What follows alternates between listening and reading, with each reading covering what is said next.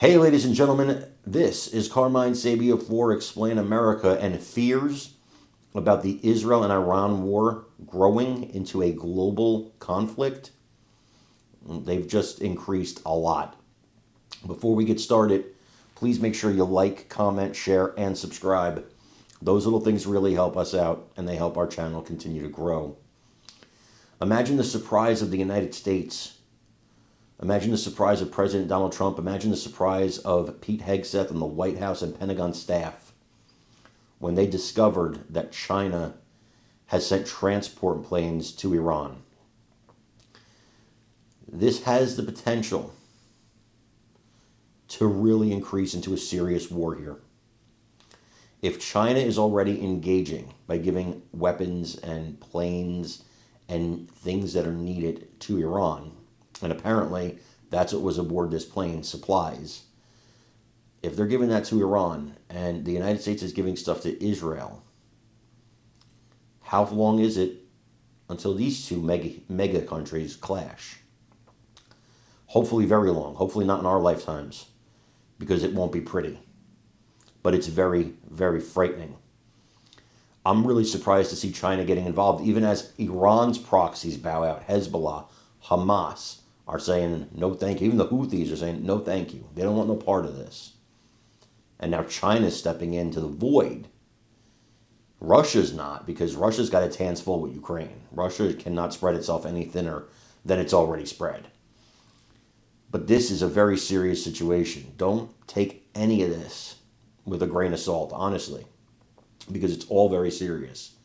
When these chess pieces start moving around like this, it just takes a minor thing to set off global catastrophe.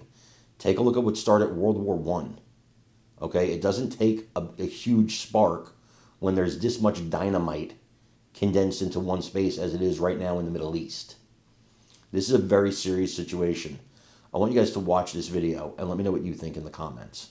Around the world by his actions, by his communications, and by our capacity. Are you concerned about the Daily Telegraph report that showed China with dropping off cargo jets worth of some type of equipment or replenishing stocks? We're not sure, but China doing this, it's been tracked. Does that concern you?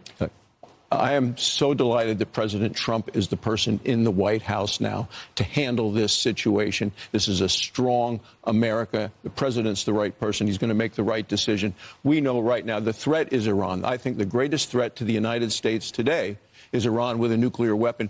In the last hour, you reported on these ballistic missiles going into the hospital in Israel.